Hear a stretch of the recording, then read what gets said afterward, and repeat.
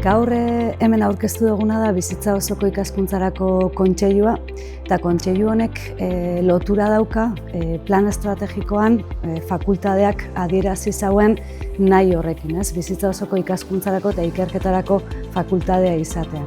Kontseiluak kokatzen da bereziki ikaskuntza logiketan eta helburua bada, inguruko erakunde, aditu, kolaboratzaile ezberdinen bidez, bizitza osoko ikaskuntzako paradigma oso hori marrazten jarraitzea.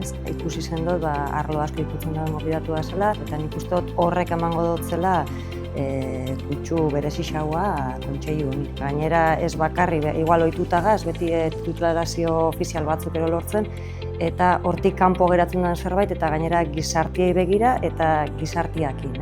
Kontseilua sortzeak eta inguruko aliatuekin. Elkarlana sustatzeak beti emango digu aukera askoz ere modu doituagoan egin ahal izateko. Guk egin dezakegun proposamen hori gizartearekin lotuago dauden beharrekin, inguruko erakundeek pentsa dezaketen beharrekin edo aukerekin lotuago egiteko aukera eskaini digu.